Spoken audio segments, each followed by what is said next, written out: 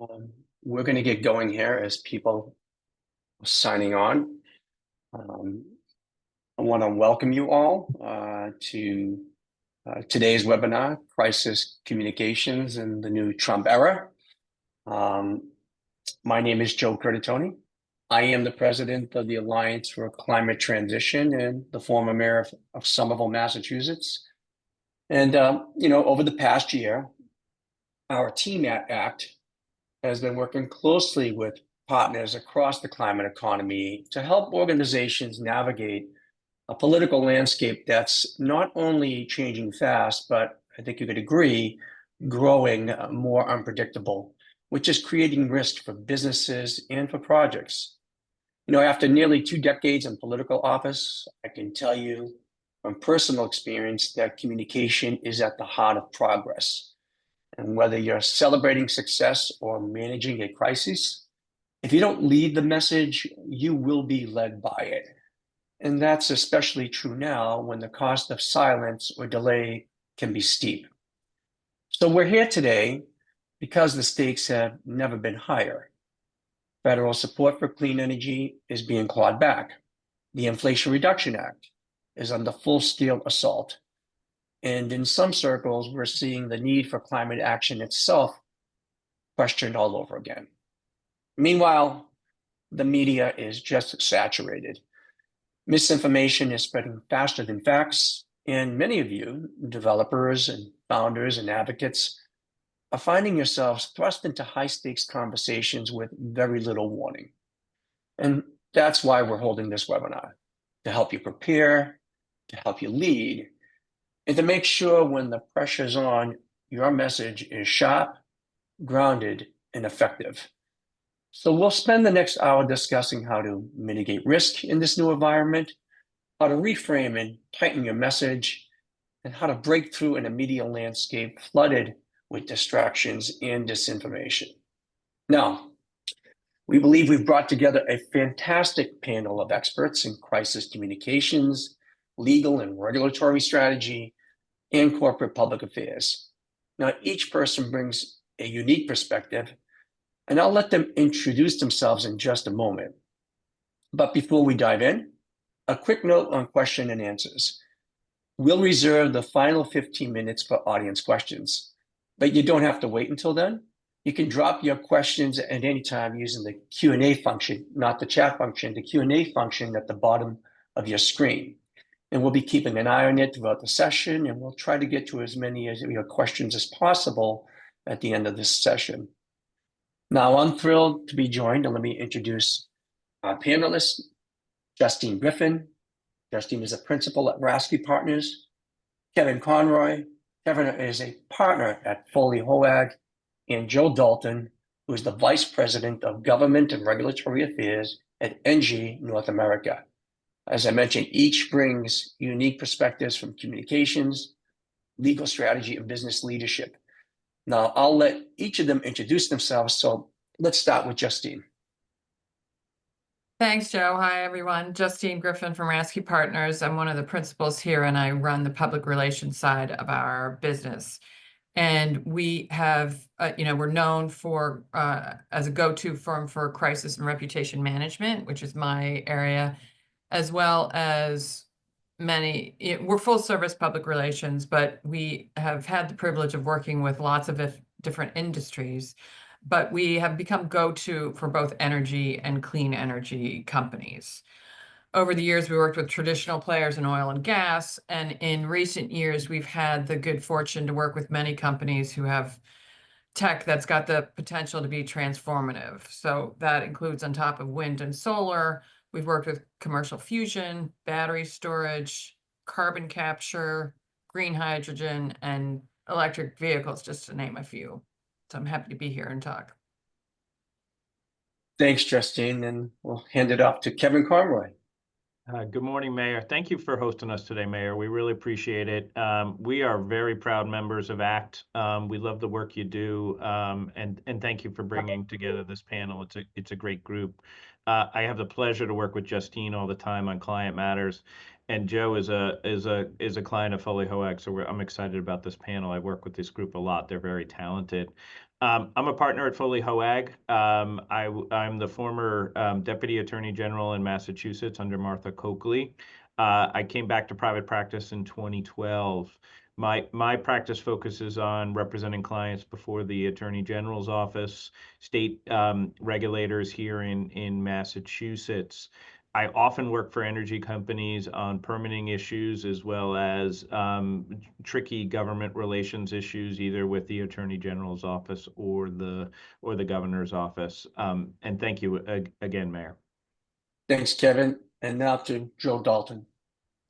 Thank you, Mr. Mayor, and good to be with you and with my fellow panelists, who, as Kevin mentioned, I've been working with for a number of years. My name is Joe Dalton. I'm Vice President for Government and Regulatory Affairs for ENGIE North America.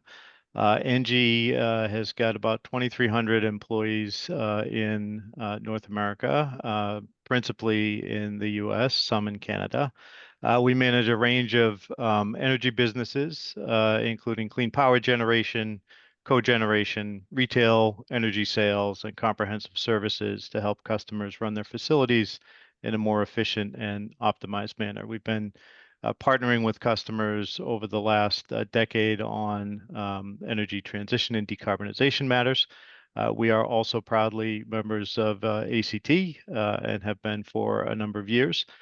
In my capacity, I work out of Washington, D.C. I've been with ENGIE North America for about 19 years now. And so I work on federal policy matters before the Congress and the administration principally. I previously was in roles in regulatory and commercial operations in the Northeast. And prior to that, kind of almost a lifetime ago now, I was on staff with Ed Markey when he was in the House of Representatives. So pre-Senate, but that's my background. Thrilled to be here with these panelists. Thanks, Joe, and thank you to all our panelists for that introduction to you. So we're going to go to our first topic, which is risk mitigation in a politicized environment. We spend about 10 minutes. So let me frame this. I know you're getting bombarded every day with information, so I'd like this to be a real conversation. As I said earlier, we'll be covering this as one of 3 topics. So I'm going to frame this as I will all of them and give the panelists time to discuss. So let's start with risk. And we're seeing more developers and energy companies facing unexpected scrutiny, and whether that's from state regulators and lawsuits and activist campaigns or local misinformation. The overarching question is, how can leaders prepare for these risks before they escalate? And Justine, I'll start with you. As you think about that, if you could also think about, what's the first thing companies should do when they see risk emerging on the horizon? Great. Thanks for the question. I mean, there's 2 aspects of this, right? There's general continued operations, and then there's project-based.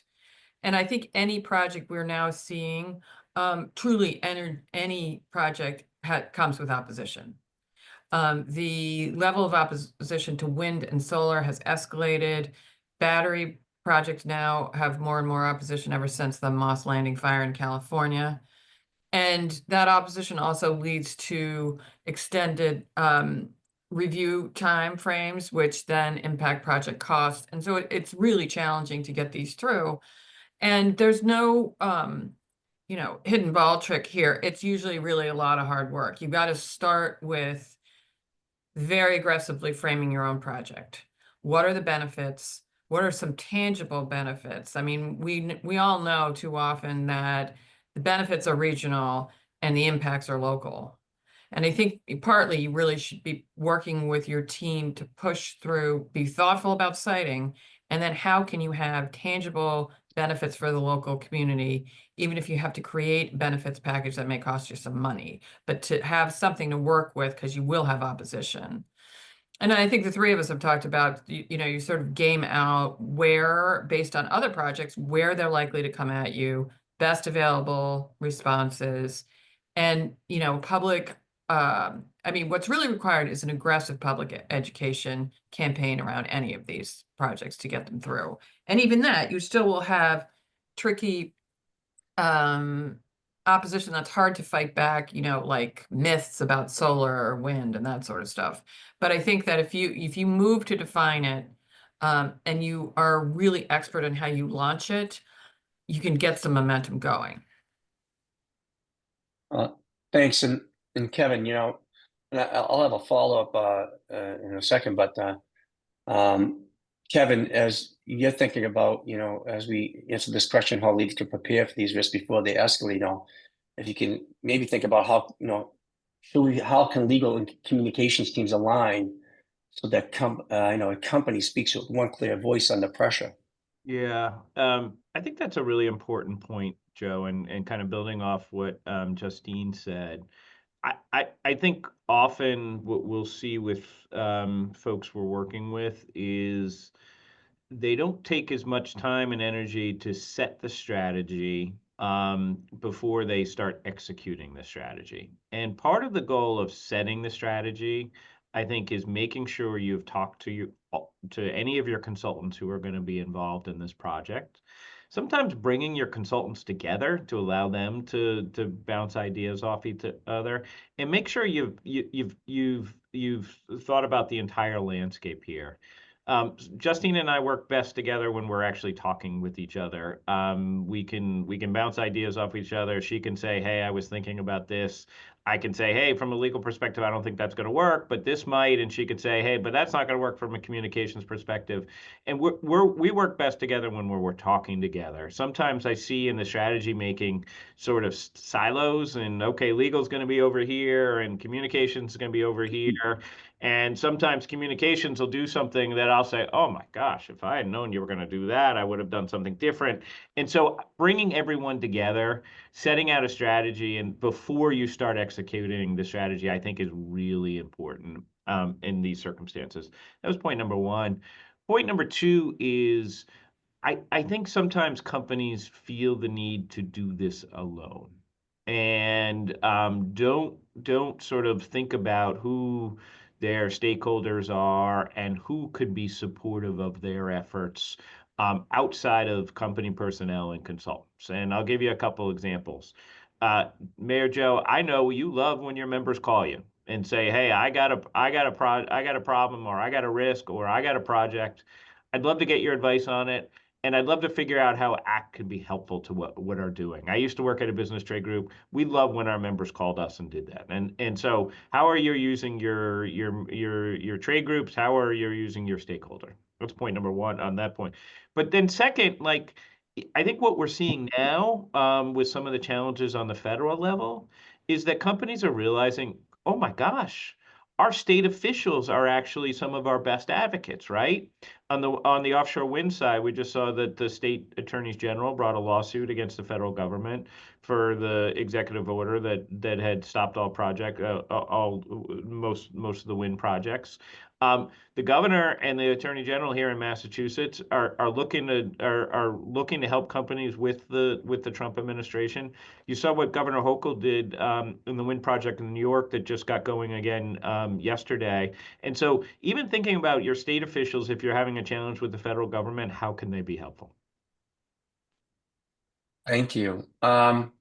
And Joe Dalton, how do you, as you think about this question, how do you at NG balance, community relationships with the growing politicization of energy projects?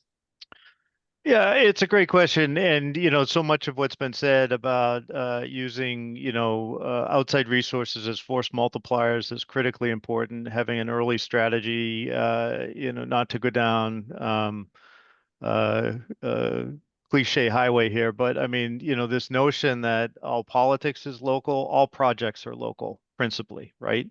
And so understanding, the what motivates folks within each of the communities in which you're operating, having some understanding of that, before you go in from a development perspective, having a well thought out community outreach and education campaign, if you will, but it's really active engagement. I mean, when we are in, a lot of our development right now is happening. We've got now in, we've got over 8 gigs of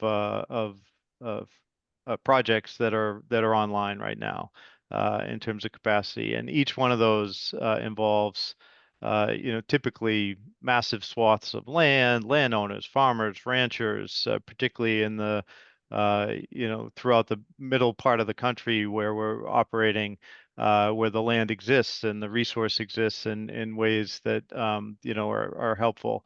So it's active engagement with all of those folks. It's having an understanding about what does this really look like, and then they become validators, right? I mean, you're contributing directly, obviously. You're increasing the utilization of their land, the merchantability of their land, right? They can have grazing as well as a windmill.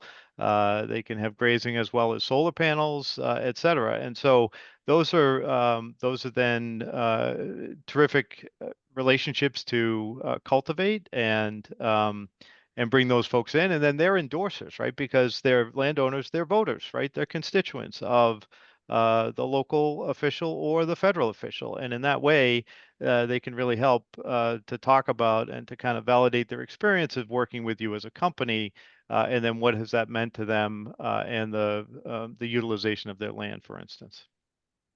Thanks. And, each of you brought up, and I appreciate you calling me mayor, but my best job I ever had. But if I always put my hat on back then, what would my reaction be, and how would I guide a prospective partner come into my community? And each of you reminded me of something. First, Justine, I want to ask you, I think it was right, framing the project benefits. And I think we all are all on board, we need to bring these technologies and projects to scale and market to meet the climate crisis. But I'd like to hear from you, Justine. Now, you're seeing what we're hearing and seeing, that a very, in some cases, localized economic benefits message, tax revenue, jobs, investment in the community seems to pluck a value string, or is a value proposition that is very effective locally. Yeah, I mean, a lot of these projects do not have significant community benefits that go with them. And, they want to go through the tried and true sort of like benefits package related to, say, a real estate project. Taxes generated and jobs. Well, most of the jobs go away after construction. So you're either going to risk it or you're going to be creative. Like, can you have, like say you do an internship with a local school, and or you do some outreach and education. So you're showing that you're actually going to try to be a member of this community. And it may be stuff that's short on dollars, like it doesn't cost a lot, and it only will really start if the project's approved, but it shows that you are willing to do something for them. Because otherwise, then it's back to my original point, which is that all those impacts are local. Like, why is the guy down the street going to be supportive and not an obstacle, particularly if he hears stuff about maybe negative impacts and, noise and that sort of thing. So I think increasingly, being creative about those economic development benefits are important. Like you need to be able to articulate the benefit of the project, which is usually more regional. But if you can really localize that message, and then you've also been meticulous in going through the stakeholders in the local community and what's going to resonate with whom. Yeah, I think. Go ahead. Yep. Yeah, I think, Mayor, you've seen from your experience in Somerville, right? The projects that are most successful, they have a successful message about the economic benefits. Then they have a very genuine relationship with someone like you, a mayor, and that relationship is not just built on one meeting or two meeting. That relationship is built over multiple meetings and multiple discussions and multiple phone calls. And then you are also building upon relationships in the community that is often going to people's houses. It's often going to coffee shops and meeting with people. The more you kind of break this down to a one-on-one discussion with folks, the more you're tearing down the misinformation and the fear and the things out there that are scary about these projects. And the more you're making this a one-on-one discussion about rationality and about what's really going on with these projects. And the best projects that are out there, the ones that are getting approved now, are really working those local angles, spending a lot of time in the community, building up those trusting relationships. Because then once you get to these hearings and once you get to these circumstances, when people see you in there and say, well, that guy was in my, or that woman was in my living room and that person said this, and that's actually, he's actually a good person. And I built up a level of trust with him. Yeah, and I appreciate that. And it leads, and you mentioned what you just said, and you also mentioned something earlier. I want to get to Joe real quick on this last point in this question, but there are other endorsers besides the project proponents. There are your other state reps or school officials and Right. those trusted voices in the community, and what you just mentioned, and Joe mentioned earlier, active engagement, getting out, getting outside the company, outside the walls of City Hall, your town hall, out into the community, Joe. I really appreciate it. I don't know if you want to comment more on that, but I think that's spot on, Yeah, something I would advise companies on.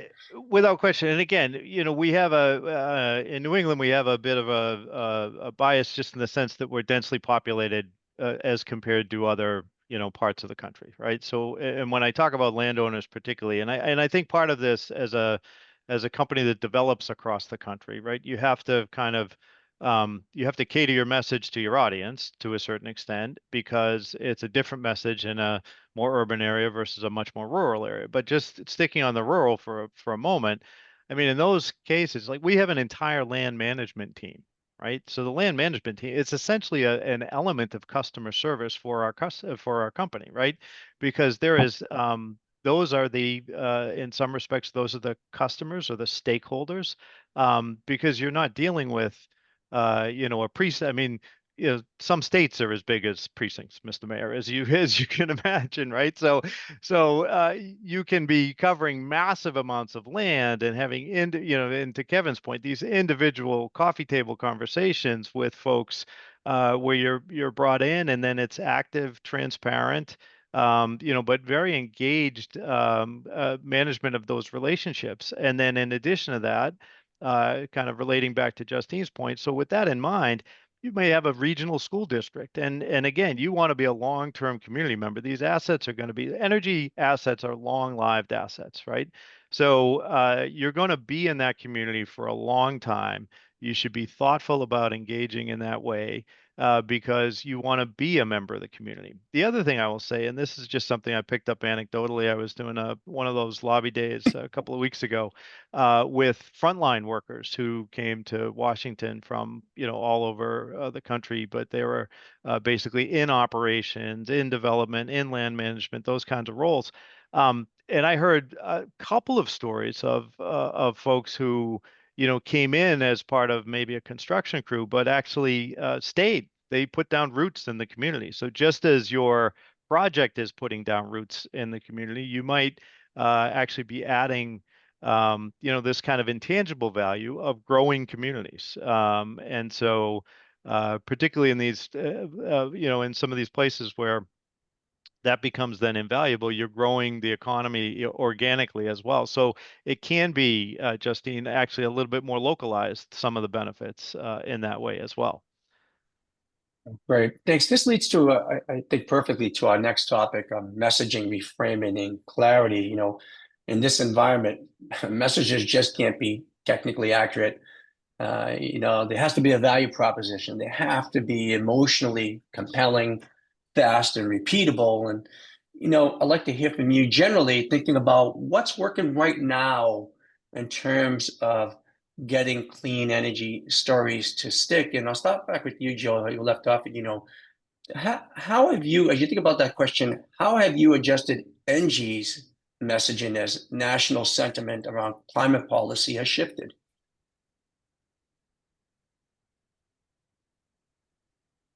Yeah, so I would say that awareness of climate change is out there. The issue for our industry is it's the political climate has changed, right? And so I think there does need to be some adjustment, and I think you made this right at the top, Joe. The line between promoting and defending is a pretty fine line, right? And a lot of the messaging is actually consistent across both of those. So what we've been doing is augmenting the message, if you will, to really drill down on the fact that we are, for the first time in a generation, experiencing load growth in the United States. That's a, again, it's a generational shift. It's a big deal. It's being driven by kind of a post-COVID reshoring of a lot of manufacturing, much of it in the clean power industry, but across the board, there's more manufacturing coming back because COVID exposed some supply chain issues that we hadn't been thinking about in this way. So that's all happening organically. And then in addition to that, this explosion in growth in the data center and AI world is creating massive needs for power. So within that environment, you're really talking about you need to deploy every available megawatt, right? And one of the things for our industry that's a real strength is we're fast to deploy right now. There are separate supply chain issues that are impeding, in some respects, the ability of some natural gas generation, for instance, to get online as fast as they might like it to.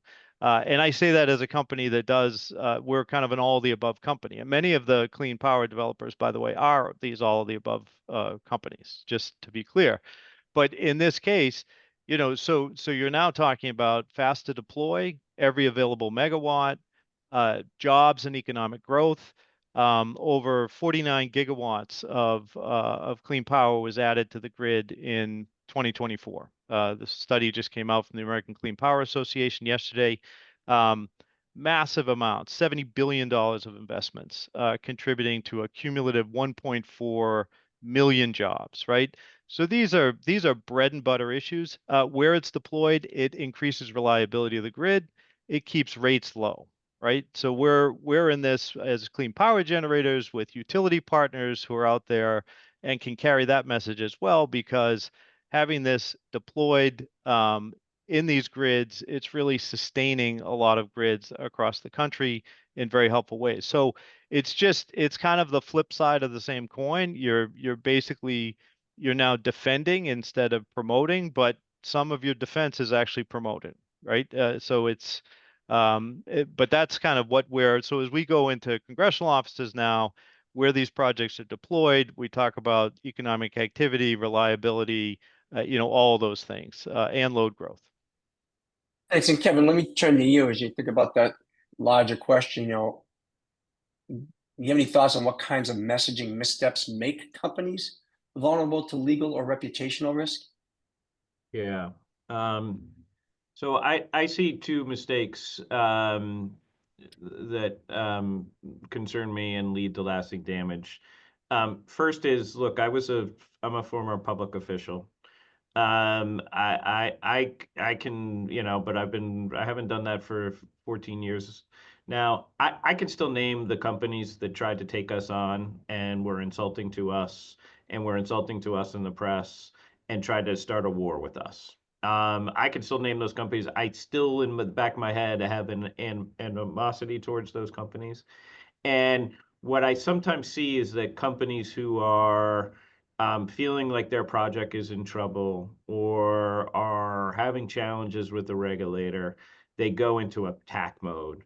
And that is a very bad place to be. It is not going to ever work. Regulators are just going to, they think, even if a company disagrees, they always think that they are looking out for the public. They're going to sell that as looking out for a public, and you are going to lose that war. So never, ever is it a good strategy in my mind to sort of take on an elected official. And that goes all the way to Trump right now. Like that, I don't think that's a strategy that's gonna work for you. The second thing that along those lines that I always stick with in my world is try not to surprise whatever regulator or official you are trying to convince. Try not to surprise them in the press. When we have an explosive issue that we're dealing with the Attorney General's office, I will often call the AG's office once a day and say, hey, I want to let you know the story's coming tomorrow. Here's what I'm hearing about it. Here's what's going on about it. I just wanted to let you know that. And sometimes the people will come back to me and say, hey, Kevin, you don't need to call me every day. And my response back to them is, hey, I'm going to probably call you every day because I think you need to know this. If you don't want to call me back, that's fine. But I'm still going to keep trying to tell you because I don't want you to be surprised.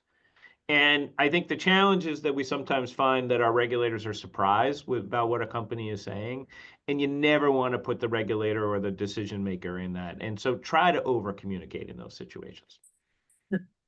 Thanks. And yeah, Justine, as I hand it off to you here, we also, as you think about this question, how do clients even get, I mentioned this earlier, move from that policy or wonky speak to that sort of human level people speak?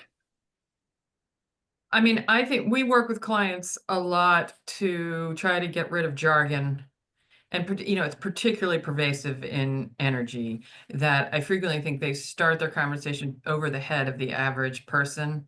And so you really want them to assume that people don't have some full grounding in the basics of the project. And you're talking about why it's needed, why it's good for them. I think right now, too, for the last however many years, just the fact that they were clean energy projects and decarbonization and renewable sort of automatically was considered a good thing.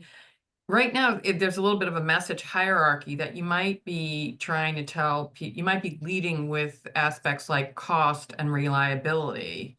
You can reinforce the good work, the good nature of the project, but those that might connect more to them, as you see electrification of everything, for example, like some of these projects have to go forward. And so we try to make it relevant for the average neighbor, community member. And similar to what Kevin was talking about, with a very good point about reaching out to the AG and other regulators, we also try to make sure local city councilors, selectmen, mayors, that we're in good touch with them too. And so then we know when some issue's starting to bubble up, and we do our best to address it with them, or we know that the newspaper is going to be reaching out to them, and just try to have, as he said, no surprises to them either. Usually with these projects, what I see is when you announce them, it's kind of like a real estate project. You get one good shot of like, oh, look at this beautiful building I'm going to build, and here's this lovely rendering. It's all going to be great. Media likes to cover these projects as a fight. So you normally get in a first article, a first announcement, sort of wave of articles, 80% positive, your image, how you describe the benefits of it. And then they go and try to find some people who are going to be against you and what they have to say about it. So if you can do a very thoughtful, smooth rollout and really work with the stakeholders and just try to make it jargon-free and relevant to the average person who does not work in the energy industry. Thanks for those answers. Go ahead. I'm sorry. Go ahead, Joe. Dalton. I was just gonna say, the other thing, and this kind of gets back to, what the rhetoric might be or who might be directed in terms of the policy and the regulatory community. Electrons and megawatts are not Republican or Democrat, right?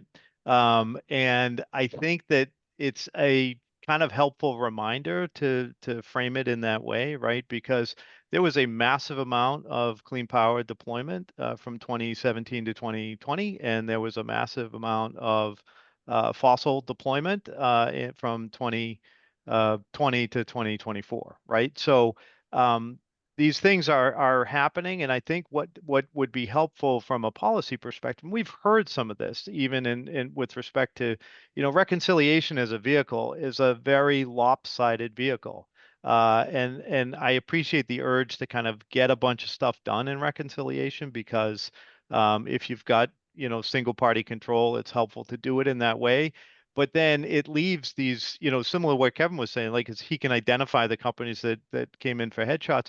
Well, it's the same thing now, right? You could basically like clean power is deployed across the country in these districts that are really benefiting from it, who didn't vote for the IRA, right? And now they're saying they're in a bit of a Gordian knot on this thing now because it's delivering benefits to their districts, and yet you've got this alternative narrative that's coming across in terms of what's being proposed in the current reconciliation package, right?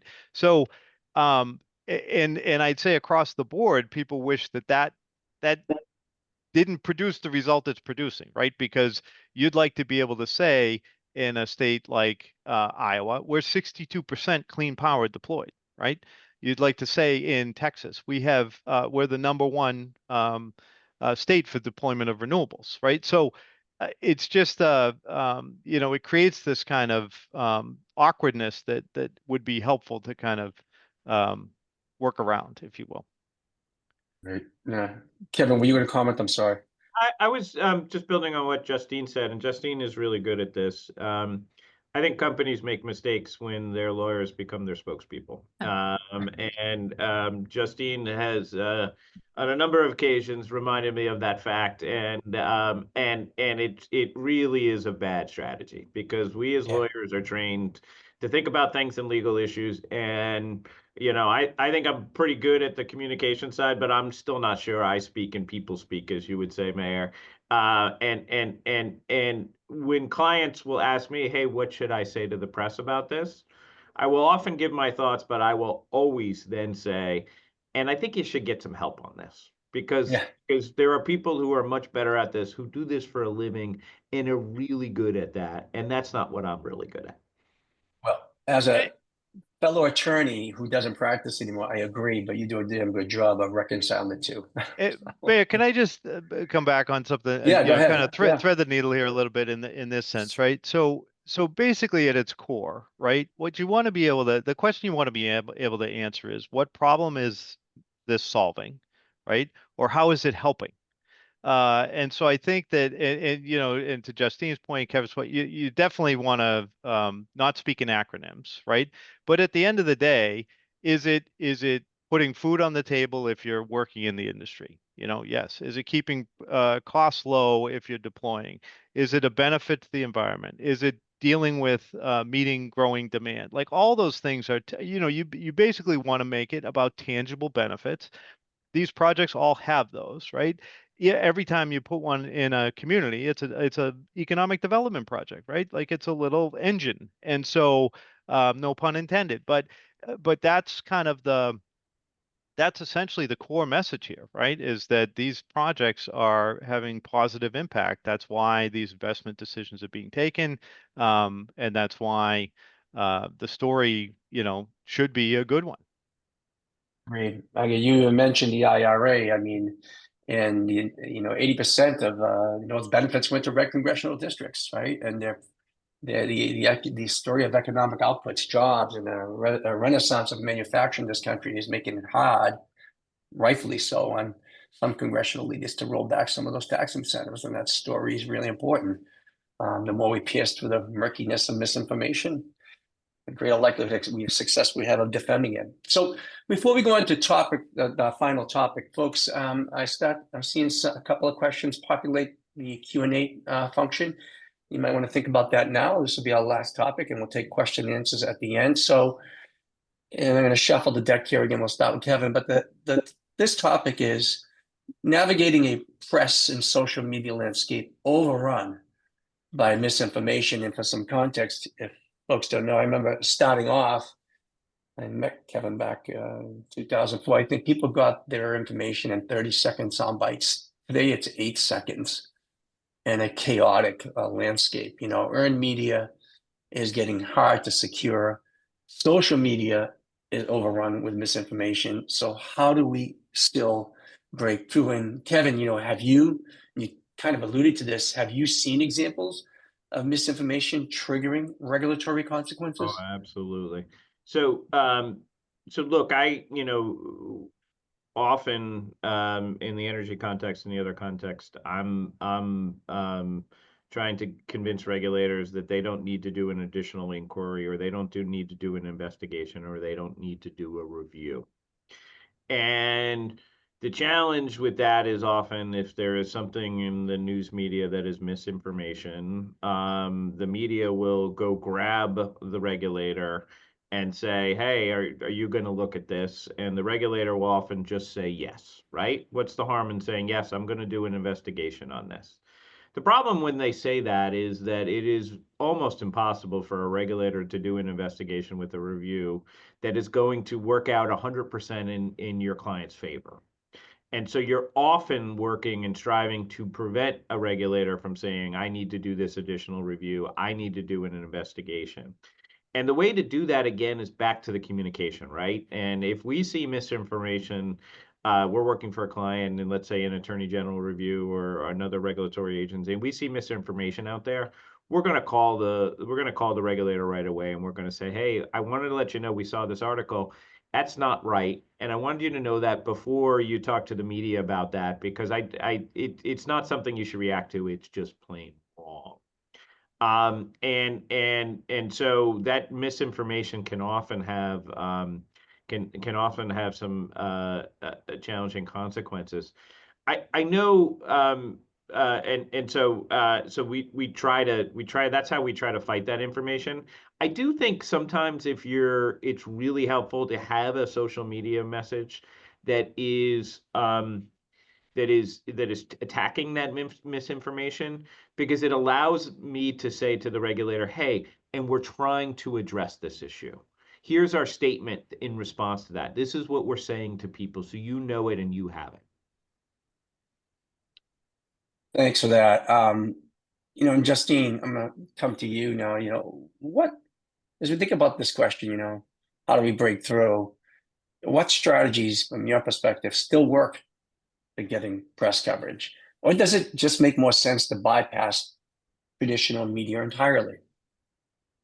You really can't, but what you see is fewer and fewer outlets. And so there's not as much opportunity. Like say you're in a smaller community, right? And they no longer have a local paper, and and a regional paper may or may not cover it. It'll start to cover it if the tide's going against you.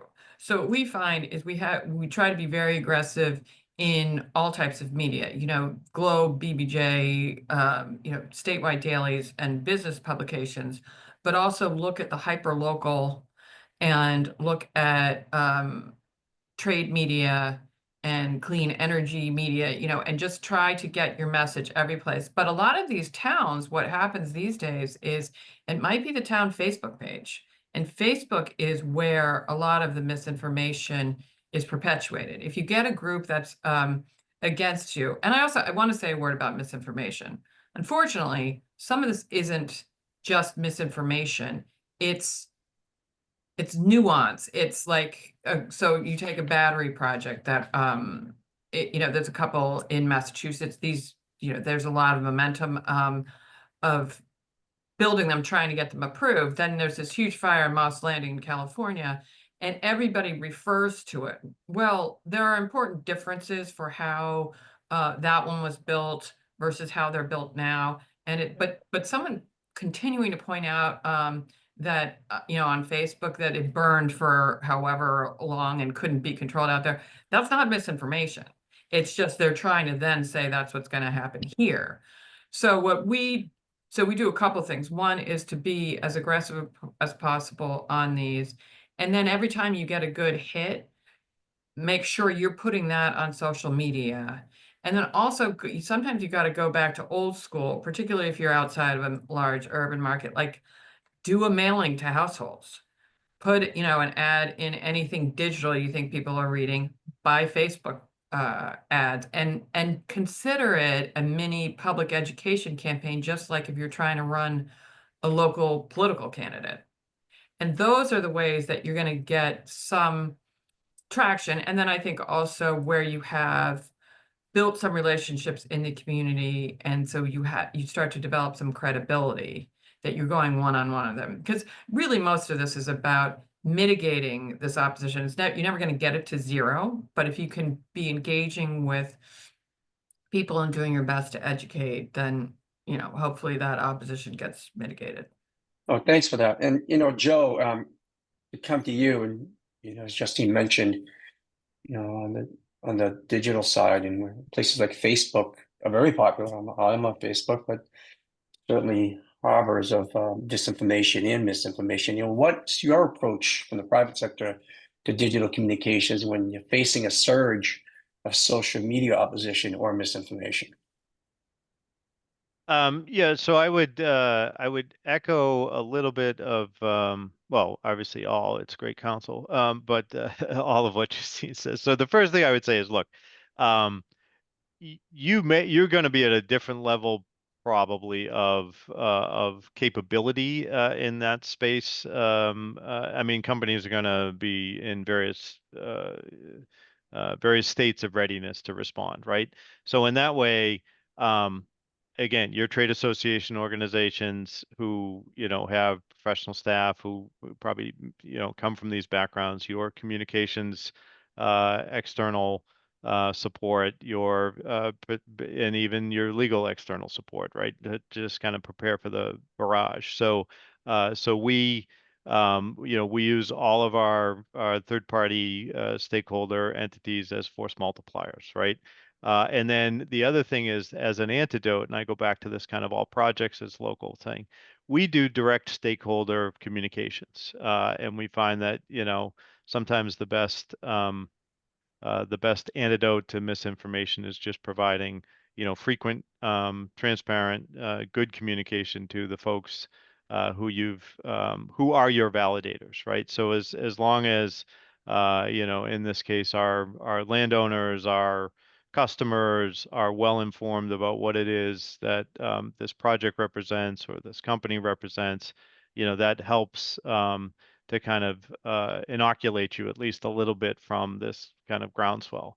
But without question, I think the benefit of membership, the benefit of having these firms on retainer is that you can pick up the phone and call them and deploy them, right? Because the chances are that they're far more expert than you are in helping to deal with this situation. Yeah, I'm gonna have one follow-up question only, and picked up on something Justine said, and any one of you three, please feel free to comment, and we'll get to any questions and answers, any questions in the blocks. For the audience, I'm sure many of you know, but in some context, misinformation is just really presenting facts that are wrong. Disinformation is really intentional misleading, and I know we all experience this. And Justine, you mentioned it's sort of nuance, and it's a deliberate nuance. So, and it's purposeful. And you mentioned an example, but how about rapid response? And anyone feel free to comment on this. How can companies manage this with everything going on? Go ahead, Justine. Well, I would say that generally, if you've done the upfront work, it tends not to be a mystery where they're going to come at you, right? And so if you think as the project starts, okay, somebody's going to start talking about, noise related to wind turbines, or what if one breaks, or something like, what do I need to effectively respond to that? Ideally, it's not just take my word for it. It's third-party validators, industry organizations who can point to stats, or you've hired professional experts who can,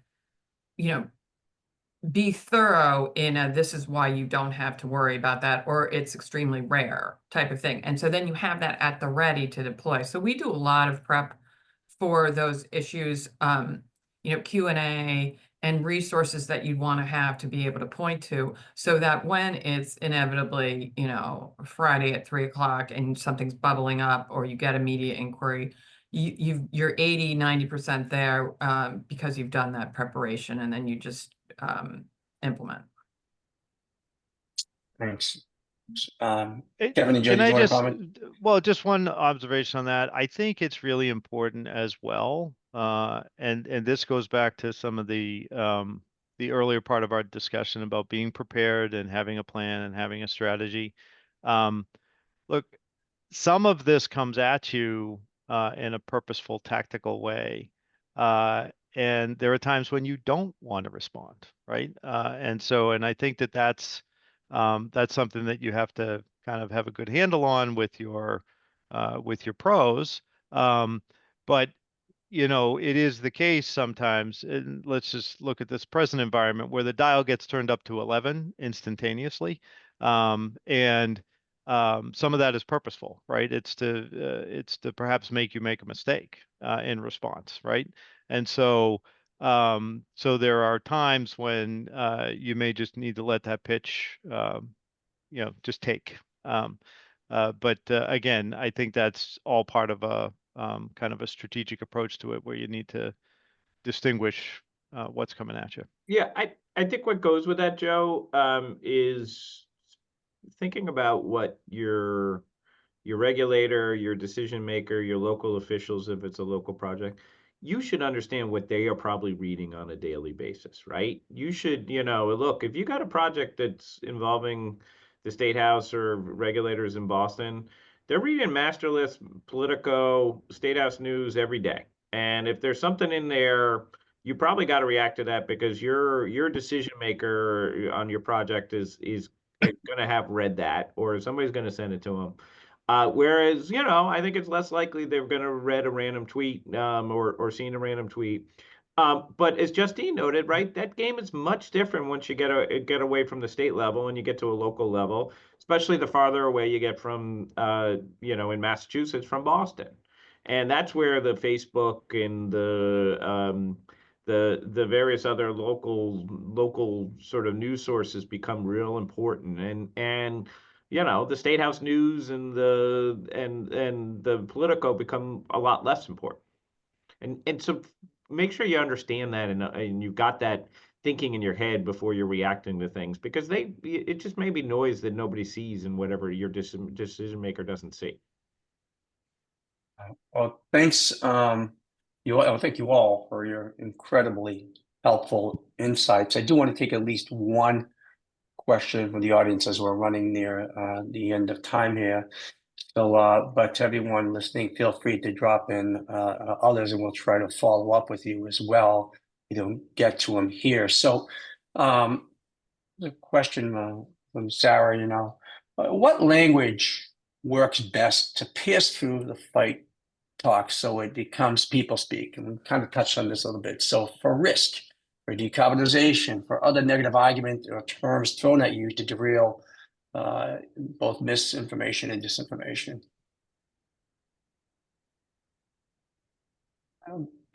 Leave it up to all of you if you want to comment. I'm not sure I understand the question. So let me just repeat this: what language works best to pass through all the chaos of misinformation, disinformation, for risk, for decarbonization, and for other negative arguments against the project? Well, I mean, I think it goes back to what I think we're collectively saying, which is from the outset, to have an ability to articulate why this project is good, and it's usually regionally as well as locally, and sort of not allow, as Joe, I think, was saying, sometimes let some criticism go by and just keep on your message of really talking about the benefits and the need. I also think what goes with this is that you really, the more you're talking about the process for approval, and the less you're talking about the benefits, you probably have a losing message, right? If you're talking about, oh yeah, we have to go get a MEPA review, and we have to do this, and we have this environmental review, and this is hard, and here's the reason we're going to be successful. That people don't care about that. They want to know if this project's going to benefit them, and they're going to bring some benefits to their community. And the more you're focused on what you want to be talking about, which is the benefits of the project. That's why again, you don't put lawyers in charge of your message. Is really key here. All right, and here's a little clarity in what words instead of risk. I guess using more what words connect with people. I think it was that question. And instead of clean power, what are the trigger words? Sometimes it's job. Example second would be jobs, or economy, or so forth. Or any guidance? If you put yourself in the shoes of the person who's just a community member, why should they care? Well, they want cheaper power, right? Like, we've all seen our electricity bills skyrocket. They want reliable power, and they don't want negative impacts to them. And so the more you can say, like, these are the essentials and this is how we're getting there, the better. Right, and this is also if you're gonna do some economic benefits, right? If you're talking about, there's gonna be a new playground at the school, if you're talking about, you're gonna, you're gonna build a new community center. If you're talking about those things that people actually care about, then you're better off. And those are, those are the things that appeal to people. Right, and I will Yeah, and I would, Joe's company credit one point while I'm singing your praises, Joe. Like for years, I they yield. in Everett had they sponsored the science fair at was it grade school? Was it 8th grade? I think it was 8th grade. I think it was middle school. I Okay, think. and so they would Yeah. you know, and so it was just a very nice thing. It demonstrated that they were a member of the community. It was in keeping with what they did. You know, it didn't cost a ton. They got great local press, and you know, they gave students tours, or you know, kind of incorporated as much as they could of their own message. It was just a nice thing to do. Go ahead. Yeah. Yep. So thank you for that, Justine. What I would say, look at this as, Sarah, in terms of concentric circles, right? So locally, it's jobs, jobs, property taxes, things like that. The next circle out is kind of like, okay, it's reliable, it helps keep the grid reliable, and my rates, rates are low for me and my neighbors. Macro, again, clean power in and of itself is not problematic. I think it becomes more of an all the above. It's meeting the demand growth needs, all those things. So there are a lot of positive messages that you can carry across this, but you can certainly work them out from a tight circle and expand quickly, because I see the 49 gigawatts is clean power only in 2024. Again, American Clean Power Association put that out yesterday. So the 49 gigs was just clean power additions in 24. And Claire, all of thank you for your question. 25D is among, as you can imagine, a number of the individual tax code provisions embedded in the IRA. There is a full court press from the National Clean Power trade associations. A number of them are all working on, working through this IRA. I don't think we're going to get a better product coming out of the House of Representatives at this point. I think a lot of time and attention is now going to be spent in the U.S. Senate on reconciliation. Well, let me say thank you again to Justine, Kevin, and Joe for joining us today and for your incredible insights. And thank you to all of you for the work you're doing in this rapidly shifting landscape. And I'd say the biggest takeaway is this: don't wait until you're under fire to find your voice. Whether you're defending your brand, your mission, or your license to operate, the time to plan is now. We'll be sharing a follow-up guide with resources and links. And if you need support, ACT is here to help. Feel free to visit our website, www.joinact.org. Thank you for joining us today. And let's keep showing up, speaking clearly, and moving forward. Have a great day. Thank you. Thank you. Thank you.